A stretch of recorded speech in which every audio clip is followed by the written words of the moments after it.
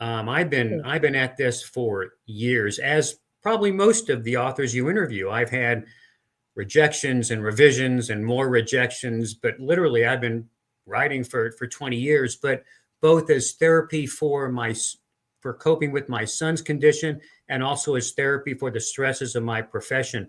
That's how I got into writing. And honestly, when you write fiction, you can create your own world. You have control Yeah. over it. Maybe that's something else I was looking for, a little bit of control over a world.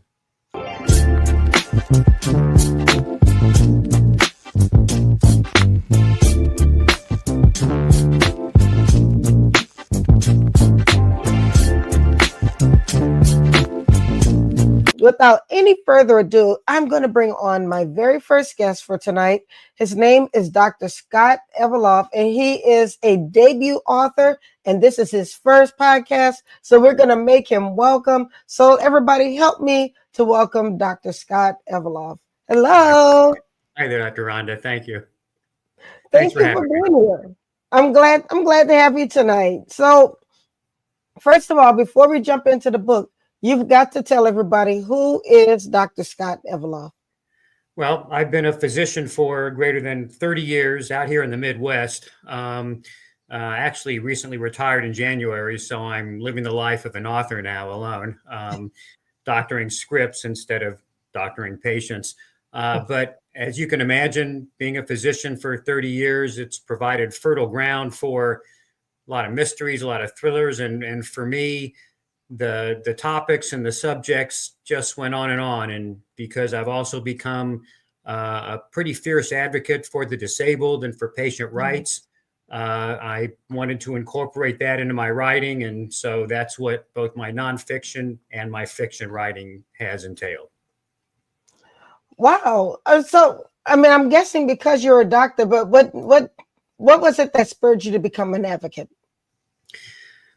Couple things. The main one is my son was born with congenital muscular dystrophy, and he had to overcome a lot of obstacles, and being on both sides of the white coat made me look at my own profession a little more skeptically. And due to his life and also how I've seen patients treated during the course of my medical career, I think both the disabled and patients deserve a lot more credit and dignity than they tend to get. So that's why I've become an advocate for both. Oh, that's beautiful. And I think you're so right. I think what I've also learned over the years is that not all disabilities are apparent. There are some people who may look like they're walking just like everybody else, or they're talking like everybody else, but they're struggling within. There are some wounds that you just can't see on the outside. Absolutely. Whether it's emotional disability, cognitive disability, or physical disability, yeah, they all deserve a little more than they get. And I think it becomes especially problematic in those people that you just described. But they all deserve our consideration. Absolutely. Absolutely. So you said your fiction and your nonfiction. So the book we're going to be talking about tonight is fiction, I believe. But so what kind of nonfiction have you written? Well, I've published 24 separate articles in the medical literature. Wow. I was an academic physician at one time. And then in 2001, I actually published a book about my son's first 3 years called Both Sides of the White Coat. So that entails my nonfiction publishing. I love the title, Both Sides of the White Coat. And I'm guessing you mean as a doctor as well as a patient or a family member. Correct. In my case, as a doctor and the father of someone. But yes, I saw it from both sides, and there were both good surprises and bad surprises. I'll put it that way. So what is something that, because I know a lot of people, I don't want to say complain, but some of the concerns that many people have when it comes to the medical profession is that they feel that they're being rushed through. That if they don't come with a list of questions, their concerns are not going to get addressed. But what is something that people don't realize about being a medical professional and maybe having to get through so many patients each day? Well, first of all, I agree. I think a lot of people are rushed through. Unfortunately, however, a lot of doctors these days are at the mercy of their employer, which could be a hospital, which can be a large healthcare conglomerate. So, yeah, they do have to rush through. And that's been one of my pet peeves, although I don't blame the doctors for it. I will say that the hospital I worked at, it was in a rural area.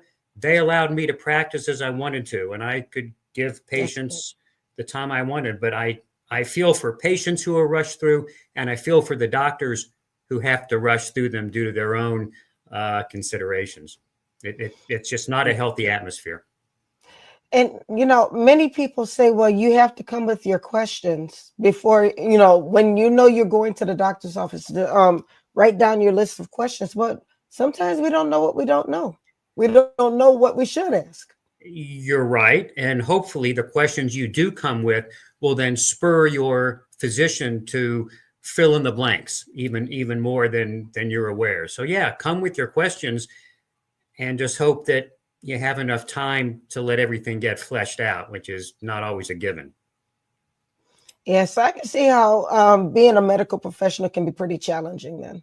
It's a little stressful, a lot stressful. I'm glad I'm retired.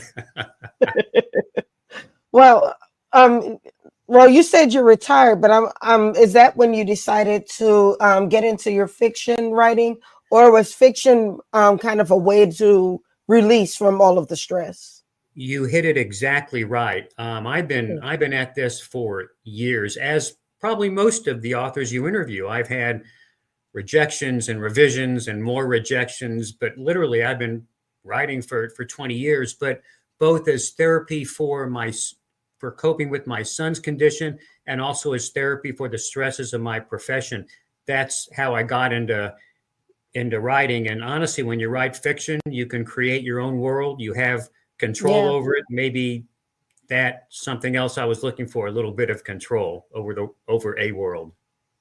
Yeah, I think that's for me. I call it the what if factor. I'm a fiction writer myself. I love writing fiction because I can ask myself, what if this happened or what if that happened? And then I can write an entire story around that.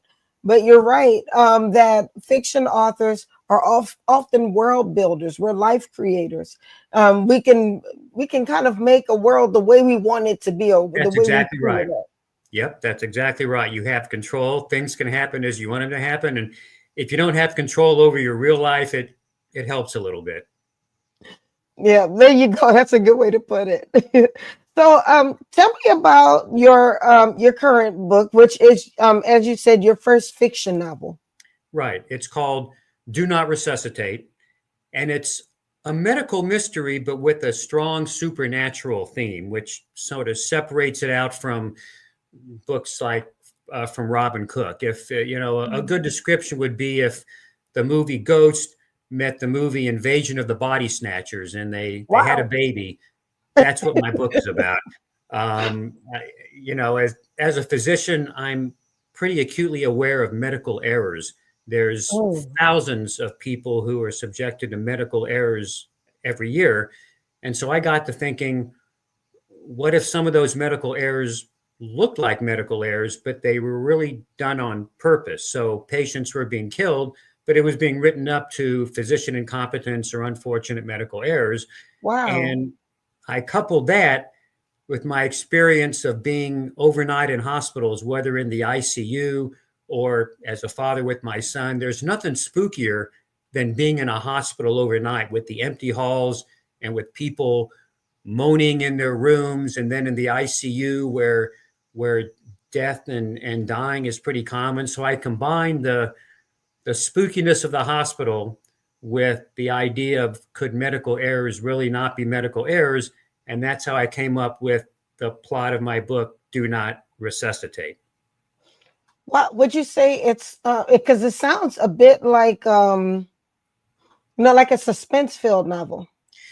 It is suspense filled. Again, it's got a little bit of Robin Cook and a little bit of Stephen King in it. There's the That, supernatural, that's and the then spoof, all right. and then there's the medical stuff, and each each medical event, I mean, I can vouch for, it can really happen to patients in a hospital. The way that my characters are killed or injured, you'd be surprised at how close instruments of healing can be made into instruments of death and hurtfulness in a hospital. So it's uncomfortably realistic while still having some supernatural components in it. Oh my goodness, this sounds scary.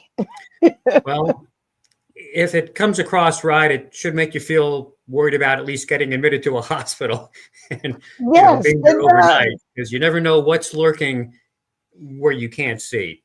So. Well, the very first time I had to go to the hospital for a surgery, I had the misfortune of reading all of the risks that go along with being put under anesthesia. And my worst fear was, and I think I actually watched a documentary probably a couple days before I went to the surgery. And it talked about a lady who appeared to be under, but she was wide awake, but nobody could see it because she looked like she was under. And so she had to go through this entire surgery screaming in pain, but they didn't stop because they thought that she was under. And that scared the mess out of me. I was like, oh, I don't want to go for this surgery now. Well, it's funny you should mention that, because that actually happens in my book. Oh my goodness. Yeah, because that is the most terrifying thing. And yes, that actually happens in my book. So you've just given away part of my plot. Which is, I'm sorry. No. It's not a spoiler, but yeah.